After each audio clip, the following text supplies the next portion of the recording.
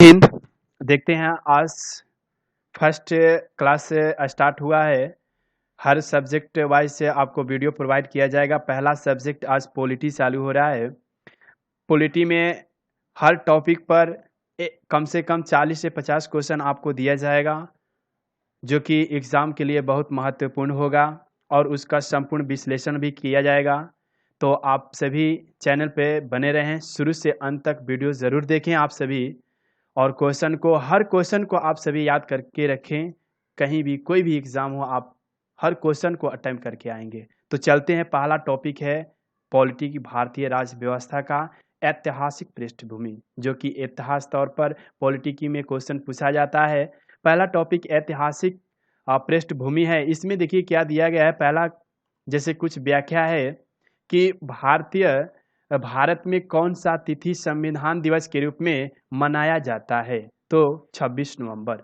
किस तिथि को? 26 नवंबर। सेम उसी तरह एक और क्वेश्चन पूछ सकता है, भारत का संविधान दिवस डॉट डॉट मतलब प्रश्नवाचक चिन्ह लगाकर, यानी डॉट डॉट खाली स्थान रिक्त देकर पूछ सकता है, को मनाया जाता है। तो वही आंसर 26 नवंबर। नेक्स्ट चलते हैं आगे। यहाँ पे कुछ कथन दे दिया गया है, जो कि पूछा जा रहा है कि दोनों में तुलना कर कर कि कौन सा सही है, कौन सा उचित है। तो यहाँ पे देखते हैं, पहला बोला जा रहा है कि भारतीय संविधान 26 जनवरी 1950 से लागू हुआ।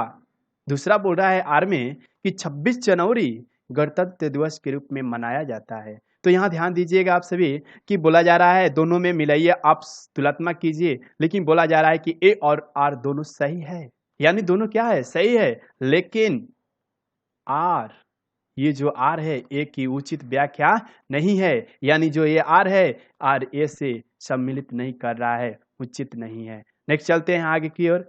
आगे है कुछ जैसे कि भारत के संविधान के संदर्भ में कौन सा कथन असंगत है।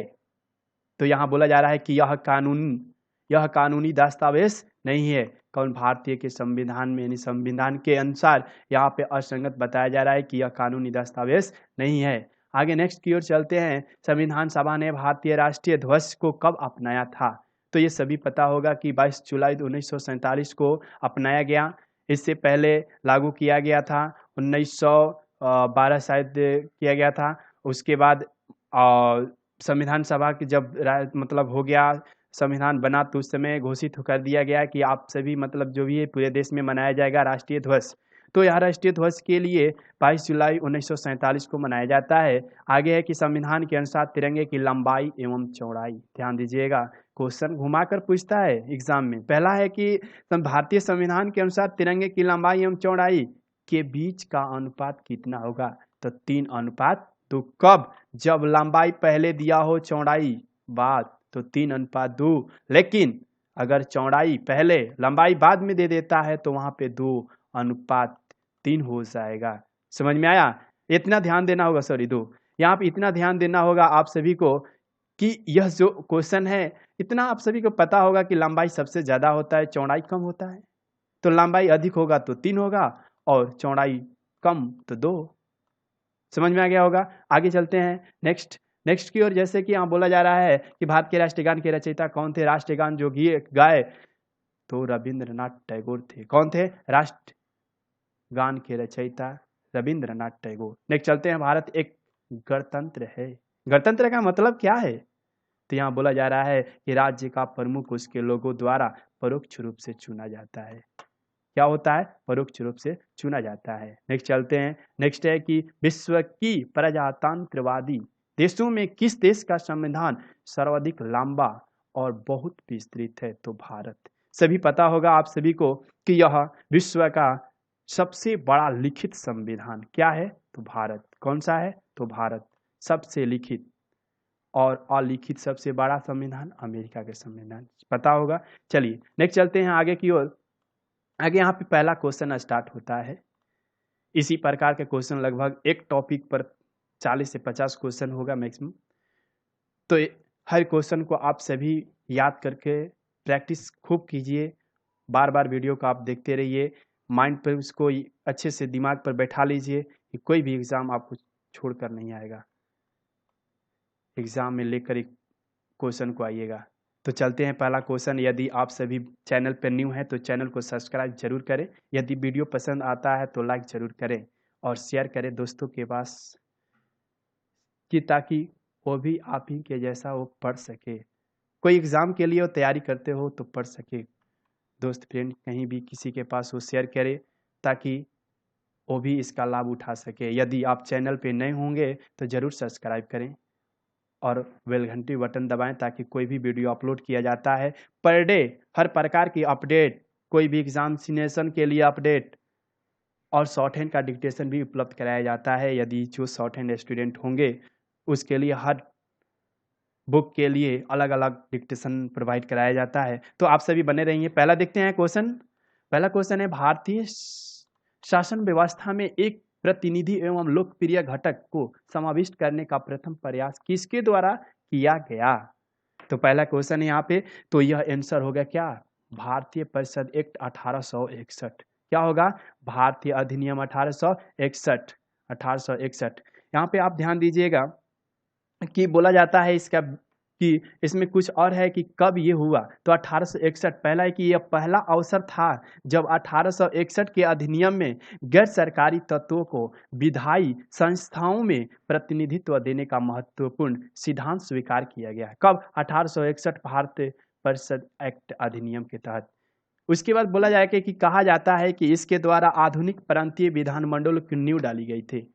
कब? 1861 में ही पहली बार देशवासियों को विधि निर्माण के कार्यों में अंशतः भाग लेने का अवसर मिला।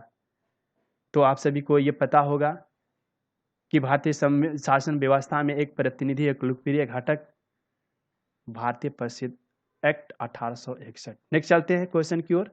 नेक्स्ट क्वेश्चन है क्वेश्चन नंबर 2। क्वेश्चन नंबर 2 है कि निम्नलिखित में से कौन सा भारत में समस्त ब्रिटिश संवैधानिक प्रयोग में से सबसे अल्पकालिक सिद्ध हुआ? क्या हुआ? अल्पकालिक सिद्ध हुआ। तो इसका आंसर होगा C, Pitt's India Act 1784। 1784 Pitt's India Act 1784। इसकी देखिए बोला जाता है कि इसका कुछ संपूर्ण व्याख्या है कि भारत में समस्त ब्रिटिश संवैधानिक प्रयोग में सबसे अल्पकालिक पिट्स इंडिया एक्ट 1784 तथा क्योंकि इसके शीघ्र बाद ही 1786 ईस्वी का संशोधन एक्ट 1793 ईस्वी में चार्ट एक्ट आया था। यानी संशोधन एक्ट कब आया था? 1786 और 1793 में क्या आया था? Chart act. चार्टर, जिसको चार्टर एक्ट बोला जाता है, चार्टर एक्ट 93 और 86 में क्या हुआ था? तो संशोधन एक्ट आया था। याद हो गया? नेक्स्ट चलते हैं नेक्स्ट क्वेश्चन की ओर। विभिन्न धार्मिक संप्रदायों तथा अन्य दलों द्वारा प्रदर्शित की गई अलगाववादी प्रथा निम्नलिखित में से किसका विशिष्ट लक्षण था?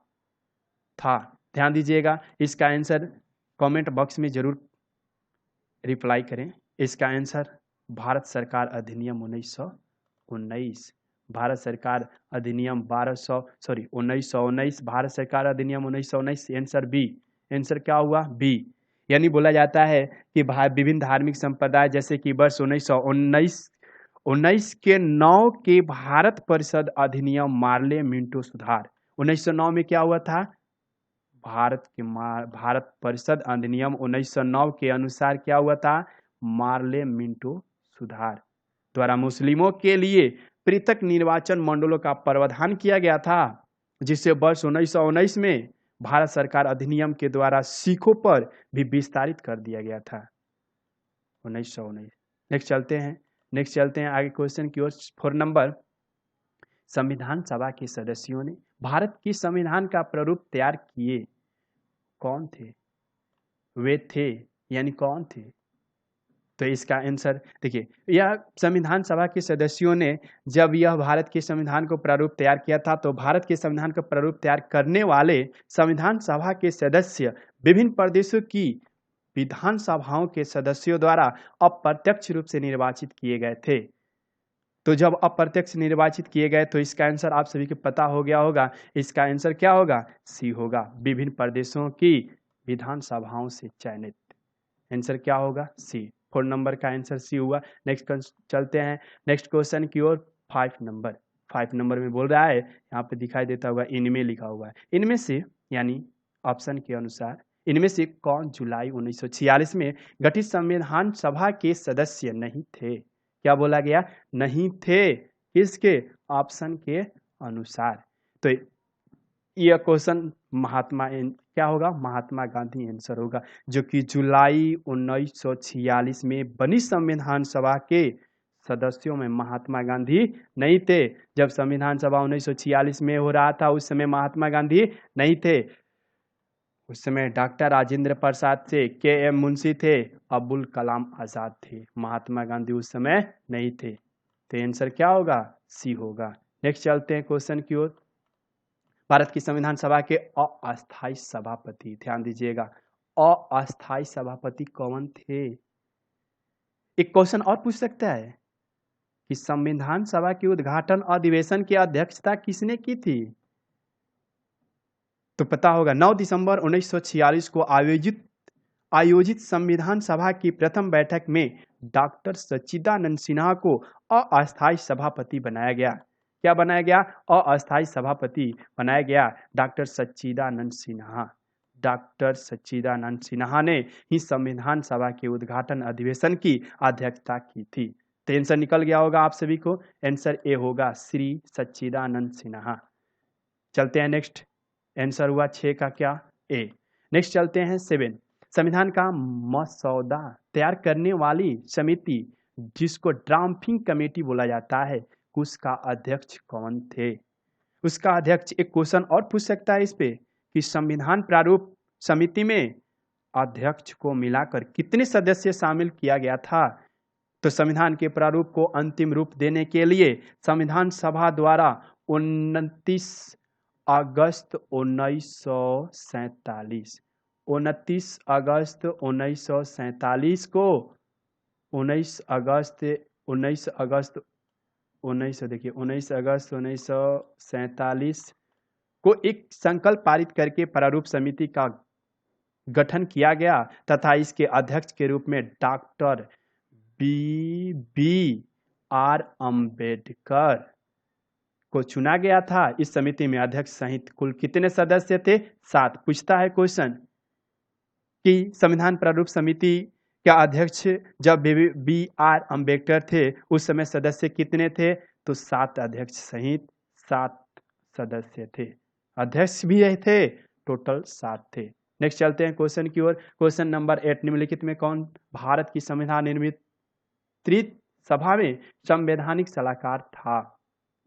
यानी बोला जा रहा है कि सलाहकार, तो इसका आंसर, जैसे कि संविधान निर्मात्री सभा के संवैधानिक सलाहकार BN राव थे। उन्होंने 17 मार्च 1947, कब? 17 मार्च 1947 को प्रांतीय विधानमंडलों एवं केंद्रीय विधानमंडलों के सदस्य को प्रस्तावित संविधान की मुख्य विशेषताओं के संबंध में उनके विचारों को जानने के लिए एक प्रश्नावली भेजी गई। उस प्रश्नावली में शामिल प्रश्नों के उत्तर के आधार पर परामर्श समिति ने एक रिपोर्ट तैयार कर दिया। तो इसका आंसर आप सभी को निकल गया होगा। इसका आंसर BN राव होगा। क्या होगा? BN राव। नेक्स्ट चलते हैं 8 नंबर का आंसर होगा क्या? BN राव। नेक्स्ट क्वेश्चन है 9 नंबर। 9 नंबर का आंसर होगा, देखिए पहला क्वेश्चन 9 नंबर में है कि 11 दिसंबर 1946 को किसे संविधान सभा का अस्थायी अध्यक्ष, बार बार क्वेश्चन रिपीट करता है ये सब, ध्यान दीजिएगा, बहुत इंपॉर्टेंट है। स्थायी अध्यक्ष कौन थे? चुना गया कब? 11 दिसंबर 1946 को। और क्वेश्चन पूछ सकता है निर्वाचन सभा के चेयरमैन कौन थे? और क्वेश्चन पूछ सकता है भारत के संविधान को बनाने के लिए गठित संविधान सभा के अध्यक्ष कौन थे? और क्वेश्चन पूछ सकता है संविधान सभा की पहली बैठक कब हुई थी? तो बोला गया कि भारतीय संविधान के निर्माण जब हो रहा था तो संविधान सभा के सदस्यों की पहली बैठक 9 दिसंबर कब हुआ? तो 9 दिसंबर 1946 को डॉक्टर राजेंद्र प्रसाद ने संविधान सभा का अस्थायी अध्यक्ष निर्वाचित किया गया है। किसको? डॉक्टर राजेंद्र प्रसाद को संविधान सभा का अस्थायी अध्यक्ष निर्वाचित किया गया। निर्वाचन सभा के चेयरमैन डॉक्टर राजेंद्र प्रसाद बने। तो आंसर निकल गया होगा, इसका आंसर क्या होगा? बी होगा, डॉक्टर राजेंद्र प्रसाद। तो देखिए, एक क्वेश्चन पे आपको कम से कम 4 क्वेश्चन मिला, तो याद रखिएगा। जब निर्माण हो रहा था संविधान सभा, उस समय पहली बैठक 9 दिसंबर 1946 को हुई। उसमें सच्चिदानंद सिन्हा को अस्थायी सदस्य बनाया गया। उसके बाद 11 दिसंबर 1946 को डॉक्टर राजेंद्र प्रसाद को अस्थायी अध्यक्ष बनाया गया। चलते हैं नेक्स्ट क्वेश्चन की ओर। नेक्स्ट क्वेश्चन है, संविधान सभा द्वारा भारत के संविधान को तैयार करने के लिए कितनी समितियों का गठन किया गया था?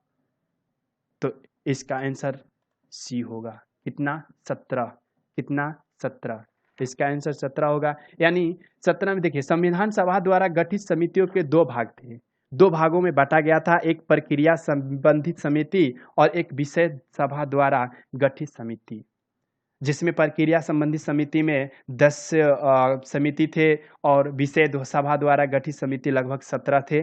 तो 17 में जैसे रियासत समझौता करतरी समिति, दूसरा मूल अधिकार समिति, अल्पसंख्यक समिति, असम के बाहर समिति, उत्तर पूर्व सीमा समिति, उत्तर पश्चिम सीमा समिति, संघ की शक्ति से संबंधित समिति, प्रांतीय संविधान से संबंधित समिति, प्रारूप समिति, वित्तीय प्रावधान विशेषज्ञ समिति, मुख्य आयुक्त के प्रांतों से संबंधित समिति, संविधान प्रारूप परीक्षण समिति, संघीय संविधान से संबंधित समिति, राष्ट्रीय ध्वज अस्थायी समिति, उच्चतम न्यायालय अस्थायी समिति, भाषाई प्रांतों से संबंधित समिति, परामर्श समिति। ये जो है 17 विषय सभा द्वारा गठित क्या है? समिति है, जो कि कितनी समितियों का गठन किया गया? तो 17। और प्रक्रिया संबंधित समिति कितने हैं? तो 10। कितने हैं? तो 10। नेक्स्ट चलते हैं क्वेश्चन की ओर। नेक्स्ट क्वेश्चन है कि प्रजातंत्र की जड़ें निम्न द्वारा नष्ट की जा सकती है। तो इसका आंसर क्या होगा? देखिए, आतंकवाद तथा विद्रोह द्वारा प्रजातंत्र के अस्थिर या कमजोर किया जा रहा था।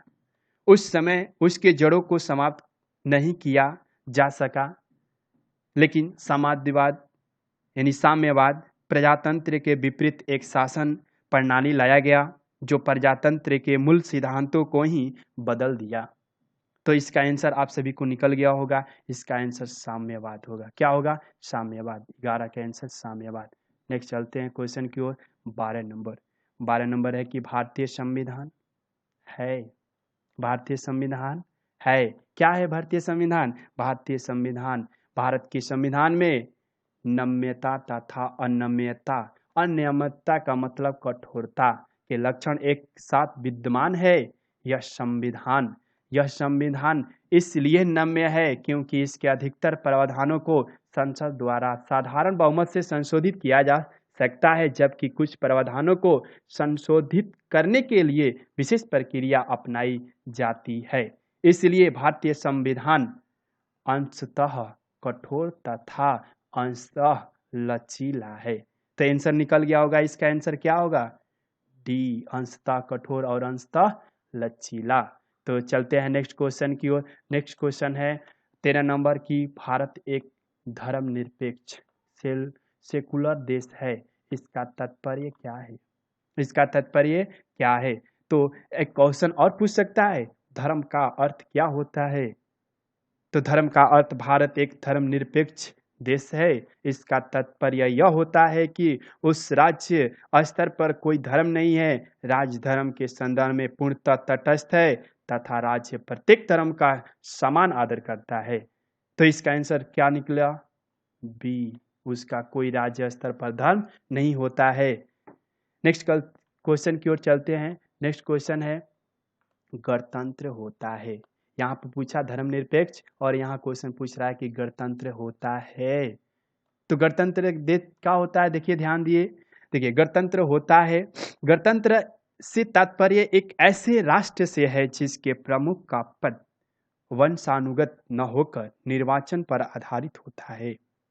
जैसे भारत के प्रमुख राष्ट्रपति का पद निर्वाचन पर आधारित है, लेकिन ब्रिटेन में यह पद वंशानुगत है। तो इसका आंसर निकल गया होगा, इसका आंसर डी होगा 14 का राज्य जहां पर अध्यक्ष वंशानुगत रूप से नहीं होता है। चलिए नेक्स्ट क्वेश्चन की ओर चलते हैं। 15 की ओर। कैबिनेट मिशन प्लान के अधीन बनी संविधान सभा में कितने सदस्य थे? कैबिनेट मिशन प्लान के अधीन बनी संविधान सभा में कितने सदस्य थे? तो इसका आंसर देखिए, जैसे बोला जा रहा है कि कैबिनेट जो मिशन प्लान था, कैबिनेट मिशन की सिफारिश के अनुसार जुलाई 1946, ध्यान दीजिएगा 1946, बार बार रिपीट करता है क्वेश्चन। 1946 में भारतीय संविधान सभा के निर्वाचित के लिए चुनाव हुआ, जिसमें 10 लाख की जनसंख्या पर एक प्रतिनिधि चुनना, मतलब कि बोला जा रहा है कि एक प्रतिनिधि 10 लाख जनसंख्या पर चुनना था, लेकिन प्रतिनिधियों का चुनाव सीधे जनता द्वारा नहीं अपितु प्रांतीय सभाओं के प्रतिनिधियों को करना था। इस चुनाव में कुल 389, ध्यान दीजिएगा 389 सदस्य संविधान सभा की सदस्यता हेतु निर्वाचित हुए। कितना? 389 सदस्य। समझ में आ गया? इसका आंसर क्या होगा? 15 का 389 सदस्य। तो बहुत वेरी इंपॉर्टेंट क्वेश्चन है ये, आप सभी छोड़ कर ना जाए, इसको जरूर शुरू से अंत तक देखिए, मजा आ जाएगा। पढ़कर देखिए, एग्जाम देकर आइए, हर प्रकार के आपको हर सब्जेक्ट से क्वेश्चन मिलेगा। जुड़े रहिए, देखते रहिए मजा कैसे आता है। नेक्स्ट चलते हैं 16 की ओर। 16 है कि बेबल योजना की असफलता का मुख्य कारण क्या था? तो इसका बोला जा रहा है कि जब 25 जून से 14 जुलाई 1945 के मध्य भारत के तत्कालीन ब्रिटिश वायसराय लॉर्ड वेबल द्वारा शिमला में बुलाए गए सम्मेलन में वायसराय काउंसिल के भारतीय सदस्यों को नियुक्त करने का प्रस्ताव रखा, लेकिन जिन्ना ने मांग किया कि सम्मेलन मुस्लिम लीग द्वारा आयोजित किया जाएगा, लेकिन कांग्रेस ने जिन्ना की इस मांग को अस्वीकार कर दिया, खारिज कर दिया। लेकिन इस प्रकार वेबल योजना असफल रही और वेबल ने 14 जुलाई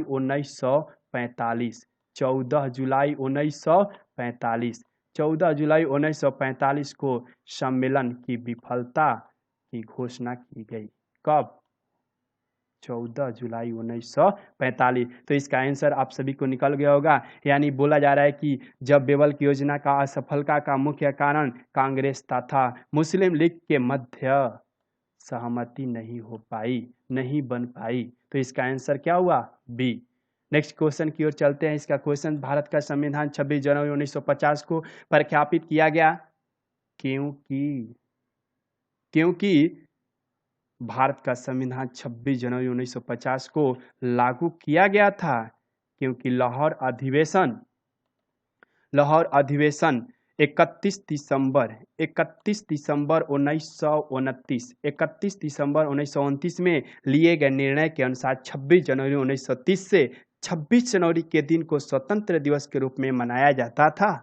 अतः इस दिन की महत्ता को रेखांकित करने के लिए ही संविधान को 26 जनवरी 1950 को लागू किया गया तथा इसे गणतंत्र दिवस के रूप में मनाया जाता है। लेकिन क्वेश्चन बोला जा रहा है कि भारत का संविधान 26 जनवरी 1950 को प्रख्यापित किया गया। तो यहाँ क्वेश्चन का जो ऑप्शन दिया हुआ है रॉन्ग है। क्या है? रॉन्ग है।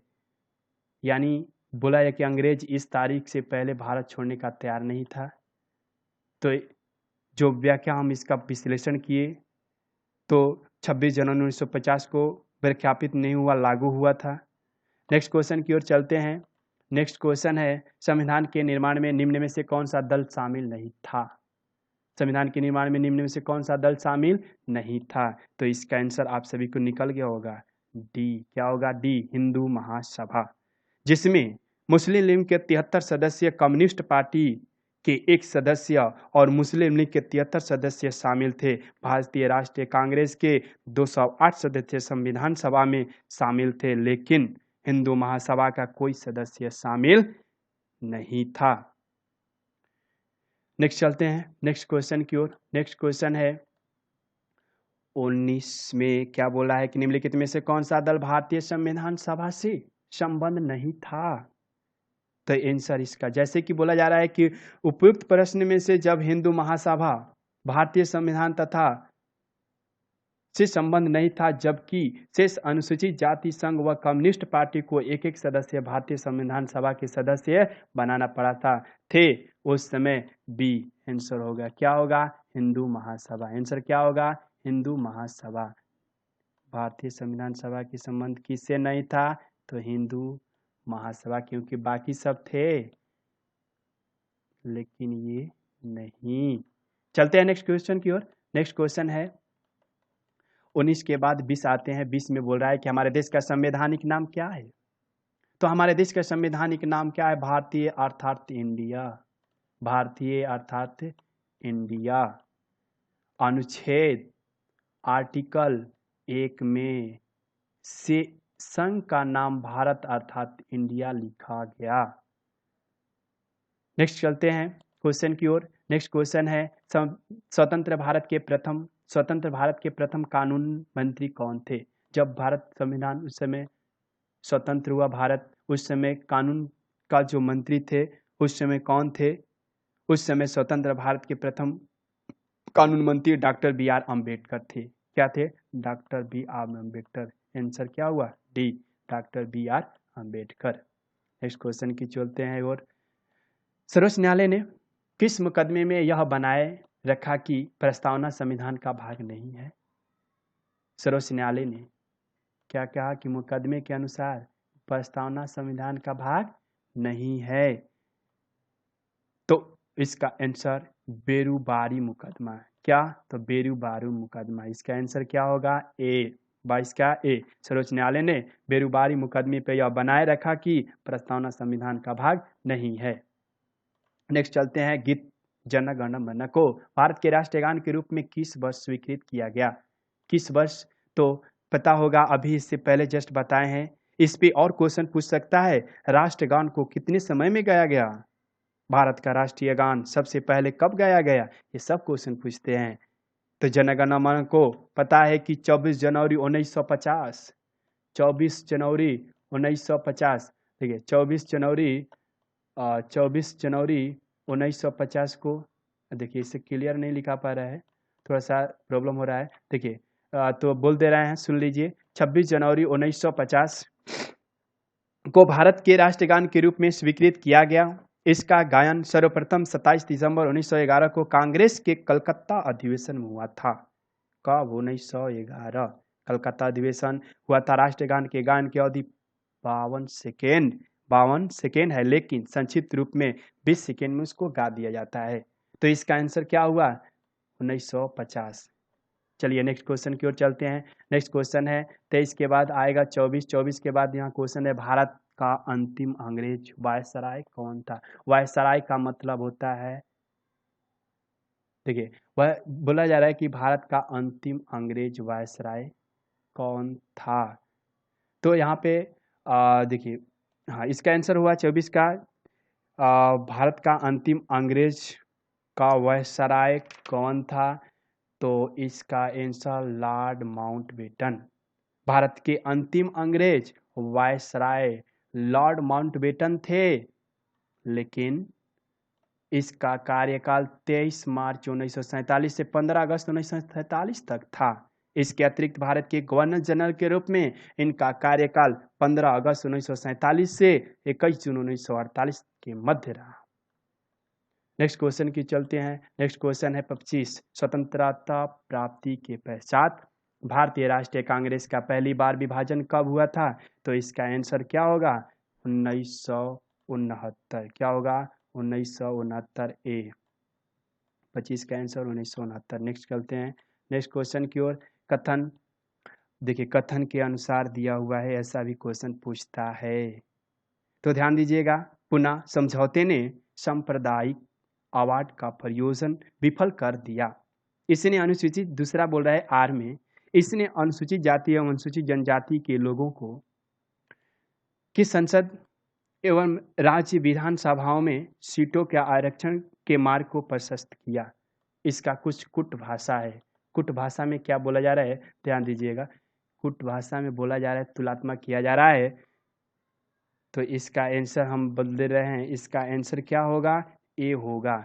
ए और आर दोनों सही है, लेकिन आर ए का सही स्पष्टीकरण नहीं है। सही है, लेकिन ए जो है आर से सम्मिलित नहीं कर रहा है। तो इसका आंसर क्या होगा, ए होगा। यानी जब महात्मा गांधी डॉक्टर अंबेडकर के 20 सितंबर 1932 में पूना समझौता के द्वारा अनुसूचित जाति एवं अनुसूचित जनजाति के लोगों के लिए संसद एवं राज्य विधानसभाओं में सीटों का आरक्षण के मार्ग को प्रशस्त किया, इससे मैकडोनाल्ड के सांप्रदायिक अवार्ड अगस्त 1932 का परियोजन विफल हो गया, जिसमें अनुसूचित जाति एवं अनुसूचित जनजाति के लिए हिंदू धर्म से पृथक निर्वाचन का प्रावधान किया गया। उल्लेखनीय है, डॉक्टर अंबेडकर ने पूना समझौता में दलित वर्ग शब्द का प्रयोग किया, जिसे वर्ष 1935 के भारत शासन अधिनियम 1935 में अनुसूचित जाति एवं अनुसूचित जनजाति को शामिल किया गया, कहा गया। नेक्स्ट की ओर चलते हैं, क्वेश्चन की ओर। समझ में आ गया होगा आप सभी को। यदि कोई प्रॉब्लम हो, कोई क्वेश्चन में डाउट हो, तो कमेंट बॉक्स में आप जाकर वहां पूछ सकते हैं, रिप्लाई ले सकते हैं, दे सकते हैं। तो नेक्स्ट चलते हैं 27 में, निम्नलिखित में से किसका सबसे अधिक प्रभाव भारतीय संविधान के आपातकालीन उपबंध के ऊपर है? तो इसका आंसर क्या होगा, इसका आंसर बी होगा। इसका आंसर क्या होगा, बी होगा। बी इसका आंसर, जर्मनी का वेइमर संविधान। भारतीय संविधान में जब आपातकालीन उपबंध जर्मनी के वेइमर संविधान से क्या हुआ, प्रभावित हुआ। तो जब प्रभावित हुआ, तो नेक्स्ट चलते हैं क्वेश्चन की ओर। नेक्स्ट क्वेश्चन है 28 क्वेश्चन की ओर चलते हैं। 28 में क्या बोल रहा है, बोल रहा है कि अनुपातिक प्रतिनिधित्व ऐसे देश के लिए आवश्यक नहीं है जहां इसका आंसर कोई नहीं, आरक्षित निर्वाचित क्षेत्र नहीं है, दो पार्टी सिद्धांत विकसित नहीं है, राष्ट्रपातिक प्रणाली संसदीय प्रणाली का संयोजन नहीं है। लेकिन आवश्यक नहीं है तो है, लेकिन कोई नहीं है। आंसर क्या होगा, डी। नेक्स्ट की ओर चलते हैं, क्वेश्चन 29। निम्नलिखित में से संविधान का कौन सा एकात्मक लक्षण है?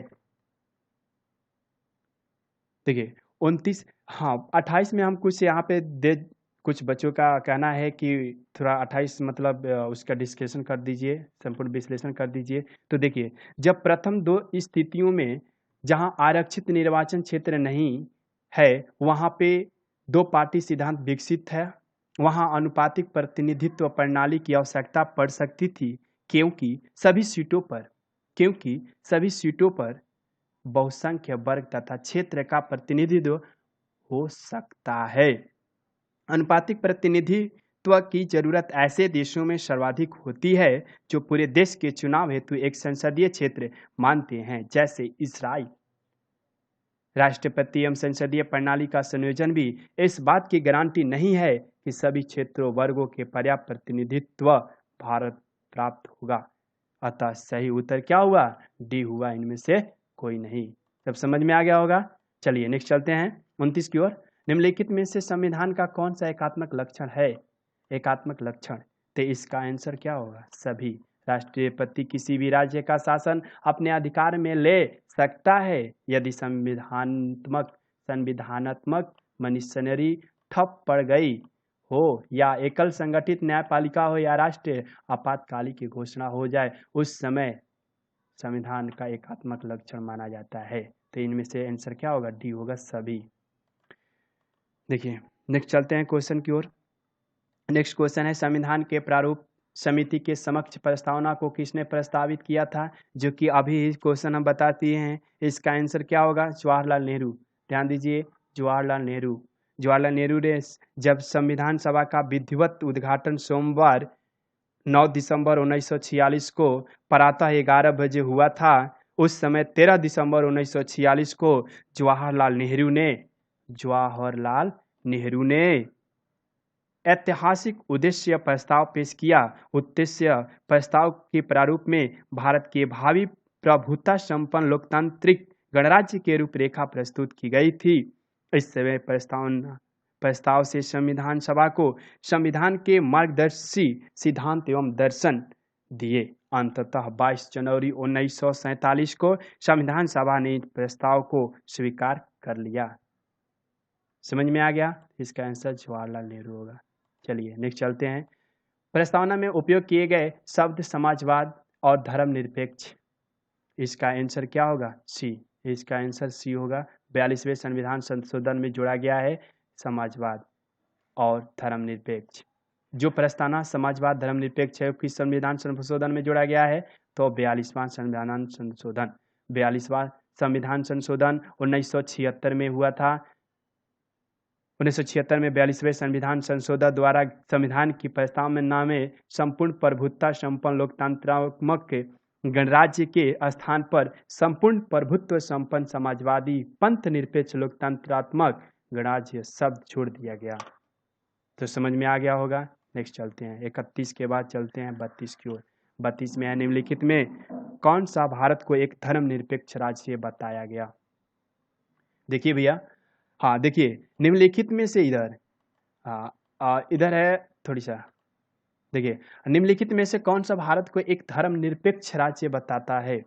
जो धर्म का निरपेक्ष राज्य है वो बताता है कि यह संविधान की क्या है? प्रस्तावना, यानी संविधान के प्रस्तावना में यह बताता है कि धर्मनिरपेक्ष भारत एक राज्य है। संविधान के प्रस्तावना में बताता है। प्रस्तावना संविधान की प्रस्तावना में भारत को एक प्रभुत्व संपन्न समाजवादी पंथ निरपेक्ष तथा लोकतांत्रिक गणराज्य घोषित किया गया। पंथ निरपेक्ष शब्द को 42वें संविधान संशोधन अधिनियम 1976 द्वारा प्रस्तावना में जोड़ा गया।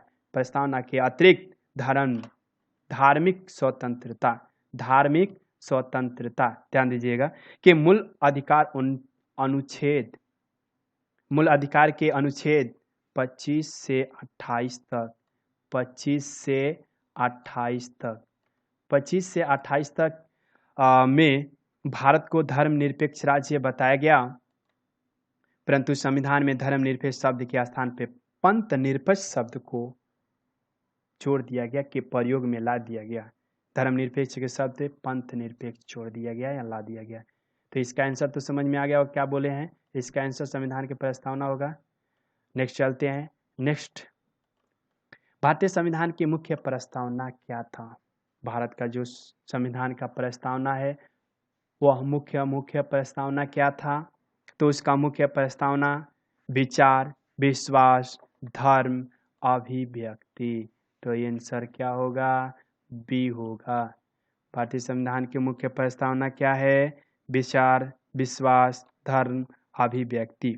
यानी भारतीय संविधान के प्रस्तावना में भारत को संपूर्ण प्रभुत्व संपन्न समाजवादी पंथ निरपेक्ष लोकतंत्रात्मक गणराज्य बनाने के लिए तथा उसके समस्त नागरिकों को सामाजिक, आर्थिक और राजनैतिक न्याय, विचार, अभिव्यक्ति, विश्वास, धर्म और उपासना की स्वतंत्रता प्रदान करने की बात कही गई। जबकि आस्था और पूजा शब्द का प्रयोग प्रस्तावना में नहीं किया गया। इसी के वजह से इसका आंसर क्या हुआ? बी हुआ। नेक्स्ट चलते हैं क्वेश्चन की ओर। नेक्स्ट क्वेश्चन है 34। निम्नलिखित में कौन सा भारतीय संविधान का प्रस्तावना का एक भाग नहीं है? जो भारतीय संविधान है उसका प्रस्तावना का एक भाग इसमें से कौन सा नहीं है? तो इसका आंसर क्या होगा? क्वेश्चन नंबर क्या है? 34। क्वेश्चन नंबर 34 का आंसर क्या होगा? डी। सामने दिखाई दे रहा है क्या कोई प्रस्तावना है? नहीं। भारतीय संविधान में क्या प्रस्तावना फेडरलिज्म को जोड़ा गया है? नहीं। ये क्या है? गलत है। इसका आंसर क्या होगा? डी होगा। चलिए नेक्स्ट चलते हैं। देखिए डी, संघवाद जब भारतीय संविधान के प्रस्तावना का भाग नहीं था उस समय धर्मनिरपेक्षता, समाजवाद और प्रजातांत्रिक गणराज्य प्रस्तावना के भाग थे। चलिए उसमें नेक्स्ट चलते हैं क्वेश्चन की ओर, 35 की ओर। 35 में क्या बोल रहा है कि भारत का वह प्रावधान जो सभी वयस्क नागरिकों को मतदान का अधिकार प्रदान करता है कहलाता है। वो क्या कहलाता है? तो इसका आंसर क्या होगा? इसका आंसर देखते हैं। इसका आंसर 35 का आंसर क्या होगा? डी 35 गणतंत्र। क्या होगा? गणतंत्र। मतदान का अधिकार गणतंत्र में कहलाता है। संविधान की प्रस्तावना में हम भारत के लोग द्वारा संपूर्ण प्रभुत्व संपन्न समाजवादी पंथ निरपेक्ष लोकतंत्रात्मक गणराज्य गणतंत्र जिसको बोला जाता है बनाने का संकल्प व्यक्त किया गया था। विकल्प क्या हुआ? इसलिए आंसर क्या हुआ? डी। चलिए नेक्स्ट क्वेश्चन की ओर चलते हैं। नेक्स्ट क्वेश्चन है संविधान की उद्देशिका में क्या वर्णित है? तो संविधान की उद्देशिका में समाजवादी धर्मनिरपेक्ष लोकतंत्रात्मक गणराज्य शामिल है, वर्णित किया गया है। नेक्स्ट 42वें संविधान संशोधन के अनुसार इसमें पंथ निरपेक्ष, मूल संविधान में समाजवादी पंथ निरपेक्ष नहीं था तो उसे 42वें संविधान संशोधन के अनुसार जोड़ा गया। नेक्स्ट चलते हैं क्वेश्चन की ओर। नेक्स्ट क्वेश्चन है 37 भारतवर्ष ने एक बलशाली केंद्र के साथ संघीय पद्धति की धारणा कहाँ से ली? तो इसका आंसर क्या हुआ? बी। कहाँ से लिया गया था? तो कनाडा से। बलशाली केंद्र संघीय पद्धति, ध्यान दीजिएगा, कनाडा से। कहाँ से? कनाडा से। नेक्स्ट चलते हैं क्वेश्चन की ओर, कनाडा की ओर। कनाडा भारत में एक बलशाली केंद्र के साथ संघीय पद्धति की धारणा जिसमें संघ एवं राज्यों के मध्य संबंध का उपबंध किया गया, तो कनाडा के संविधान से लिया गया। चलती है नेक्स्ट क्वेश्चन की ओर चलते हैं। 38 निम्नलिखित में से कौन सी एक विशिष्टता संविधान निर्माताओं के द्वारा संयुक्त राज्य अमेरिका के संविधान से ली गई? तो इसका आंसर क्या होगा? 38 जो बोला जा रहा है कि विशिष्ट संविधान जो है निर्माताओं हैं उनका संयुक्त राज्य अमेरिका के संविधान से ली गई, तो क्या था? तो वह था सभी। क्या था? सभी, सॉरी, हाँ यहाँ पे 38 है। 38 का आंसर क्या होगा? उपयुक्त सभी, क्योंकि न्यायिक पुनर्परीक्षा हुआ था, पुनर्वीक्षा हुआ था। मूलभूत अधिकार, सर्वोच्च न्यायालय के न्यायाधीशों के बर्खास्तगी, यानी इसमें से आंसर क्या होगा? उपयुक्त सभी, डी आंसर होगा। 38 का आंसर डी। नेक्स्ट चलते हैं 38 के बाद 39। देखिए 39 यहाँ पे है, भारतीय प्रशासनिक ढांचा का मॉडल निम्नलिखित में से किस देश से लिया गया? प्रशासनिक ढांचा का मॉडल किस देश से लिया गया? Great Britain. कहाँ से? Great Britain. चलिए नेक्स्ट क्वेश्चन क्यों चलते हैं। ग्रेट ब्रिटेन हो गया। यहाँ नेक्स्ट क्वेश्चन चलते हैं। नेक्स्ट क्वेश्चन है बिहार राष्ट्रीय भाषा, ध्यान दीजिएगा, बिहार राष्ट्रीय भाषा परिषद पटना का गठन कब हुआ था? तो पटना का गठन 1950। नेक्स्ट क्वेश्चन की ओर चलते हैं। नेक्स्ट क्वेश्चन है भारत का संविधान भारत को कैसे वर्णित करता है? तो भारत का संविधान भारत को कैसे वर्णित करता है? इसका आंसर क्या होगा? राज्यों का संघ है। भारत के राज्यों का एक संघ है। तो यह अनुच्छेद 1 के अनुसार, जो कि इससे पहले भी क्वेश्चन आया था, बताए हैं वहाँ से भी। आगे है कि 42 में सार्वजनिक हित याचिका की संकल्पना की शुरुआत कहाँ हुई थी? तो इसका आंसर क्या हुआ? यूएसए से। कहाँ शुरुआत हुआ? तो यूएसए में। सार्वजनिक हित याचिका कहाँ से? तो यूएसए से। नेक्स्ट क्वेश्चन की चलते हैं। नेक्स्ट क्वेश्चन है 42 के बाद 43। निम्नलिखित में से भारतीय संविधान के ऊपर सबसे अधिक, यहाँ अधिक है, किसका प्रभाव पड़ा? भारतीय संविधान के ऊपर सबसे अधिक किसका प्रभाव पड़ा? तो भारतीय सरकार अधिनियम 1935। जब भारत के संविधान का एक बहुत बड़ा अंश वर्ष 1935 के भारत शासन अधिनियम में पर आधारित है। अधिनियम की लगभग 200 धाराएं बहुत कुछ अक्षरशः या वाक्य रचना में साधारण परिवर्तन करके संविधान में ले ली गई। डॉक्टर पी देशमुख के शब्दों में संविधान 1935 का भारत सरकार अधिनियम ही है। यह सिर्फ व्यस्त अधिकार, मताधिकार को जोड़ दिया गया है 1935 के अधिनियम के अनुसार। नेक्स्ट क्वेश्चन की ओर चलते हैं। नेक्स्ट क्वेश्चन है 44 संविधान की संरचना की परिकल्पना का उद्भव सबसे, ध्यान दीजिएगा, उद्भव सबसे पहले, यहाँ पे क्या लिखा हुआ? पहले कहाँ हुआ? संविधान की संरचना का जो परिकल्पना है उसका उद्भव कहाँ से हुआ? तो ब्रिटेन से। क्या हुआ? कहाँ से? तो ब्रिटेन से। नेक्स्ट क्वेश्चन की ओर चलते हैं। नेक्स्ट क्वेश्चन 45 किस देश ने सबसे पहले विश्व को उल्लेखित संविधान दिया? किस देश ने सबसे पहले विश्व को लिखित संविधान दिया? ध्यान दीजिए, इससे पहले भी हम ये भी चर्चा किए हैं, अमेरिका। उसके बाद नेक्स्ट क्वेश्चन चलते हैं। पहले विश्व में लिखित संविधान 46, विश्व में लिखित संविधान किस देश का सबसे विस्तृत है? 46 में इसका आंसर क्या होगा? विस्तृत, जो कि हम पहले भी बताए हैं कि विश्व का सबसे बड़ा लिखित संविधान भारत है, यानी बहुत मतलब अच्छे से विस्तृत से लिखा हुआ है। तो यहाँ वही सेम क्वेश्चन पूछ रहा है, तो इसका आंसर क्या होगा? डी, यानी भारत। नेक्स्ट क्वेश्चन चलते हैं। नेक्स्ट क्वेश्चन है 47 में बोल रहा है, एक और क्वेश्चन पूछता है कि भारतीय संविधान का आप किस प्रकार वर्णन कर सकते हैं? तो अनुच्छेद देखिए ध्यान से, एक भारत का लिखित संविधान विश्व का सबसे विस्तृत संविधान है। वर्तमान में इसमें कुल 395 अनुच्छेद, 12 अनुसूचियां तथा 25 भाग है, जो कि बढ़कर 25 हो गया है।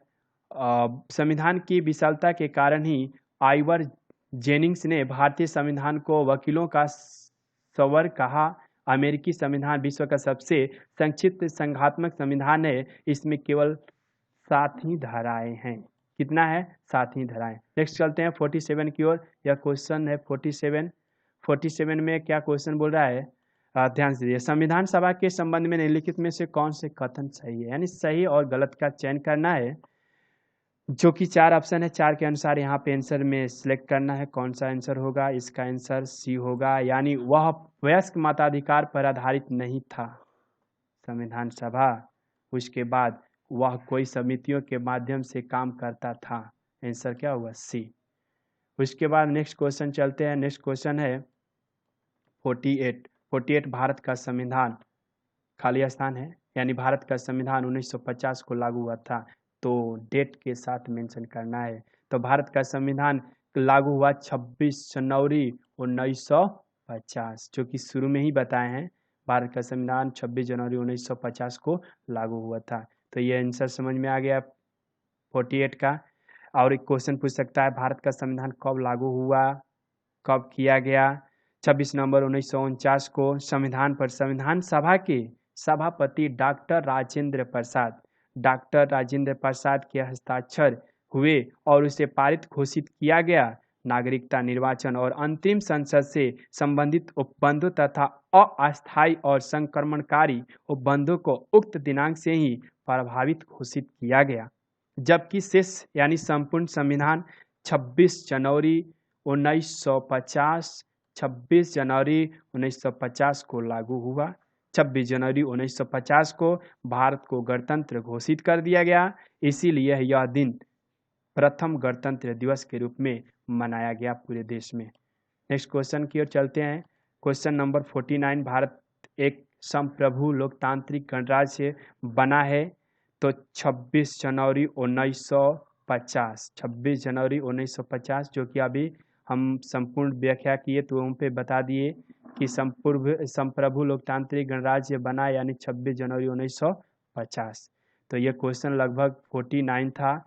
इसमें कुछ जैसे कि है क्वेश्चन संविधान से ही, यहाँ पे जो कि संविधान के उद्देशिका के अनुसार बोला गया है कि भारत राज्य हर एक व्यक्ति के सम्मान की रक्षा करेगा। इस उद्देश्य के पूर्ति प्रत्येक व्यक्ति के लिए उचित एवं मनोवोचित कार्य परिस्थिति उपलब्ध कराकर की जाएगी। यहाँ पे कुछ और है कि भारत के प्रथम प्रधानमंत्री की नियुक्ति गवर्नर जनरल, जिसको वायसराय बोला जाता है, द्वारा की गई थी। नेक्स्ट क्वेश्चन है यहाँ पे, जैसे यह टॉपिक है क्वेश्चन जो कि बना लेते हैं, बना भी है आगे। संसदीय प्रणाली में बाइकैमरल सदन का मतलब होता है 2 सदन, निम्न सदन और उच्च सदन। 2 सदन होता है, निम्न सदन और उच्च सदन।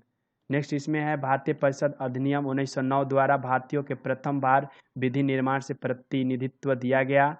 नेक्स्ट है कि सरकार के संसदात्मक स्वरूप में राज्य की वास्तविक शक्तियां प्रधानमंत्री की अध्यक्षता वाली मंत्रिपरिषद में सन्निहित होती है, यानी सम्मिलित होती है। उसके बाद है संसदीय शासन प्रणाली में संसद द्वारा पारित अविश्वास प्रस्ताव के माध्यम से सरकार को अपदस्थ किया जा सकता है।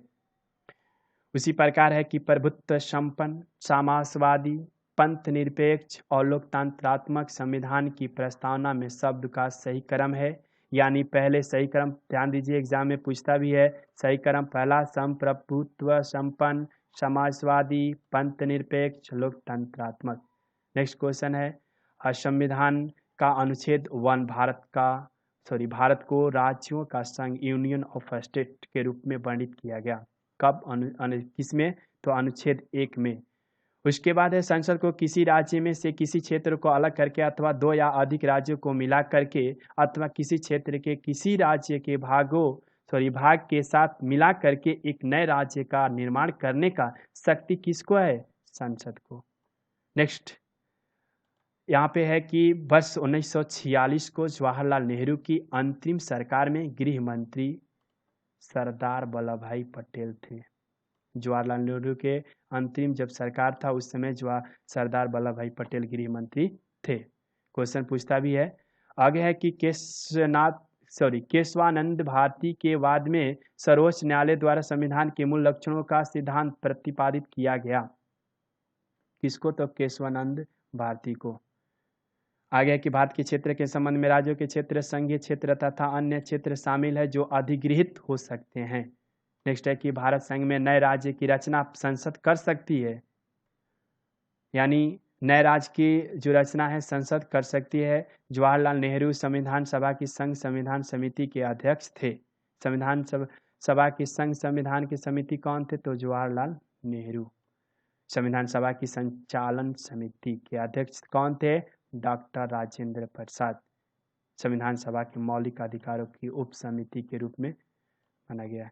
तो यह क्वेश्चन कम से कम पॉलिटी के पहला टॉपिक पे था, जो कि बहुत महत्वपूर्ण है। हर टॉपिक आपको मिलेगा हर दिन, और ये कोई भी हर सब्जेक्ट के लिए हर टॉपिक अलग अलग वीडियो आपको डिस्क्रिप्शन में मिल जाएगा। प्लेलिस्ट में जाइएगा तो पीछे का वीडियो मिलते रहेगा।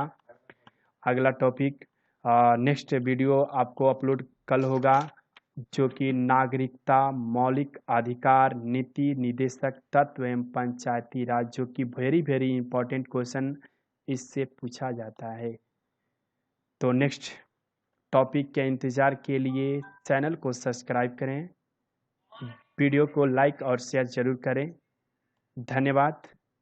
जय हिंद।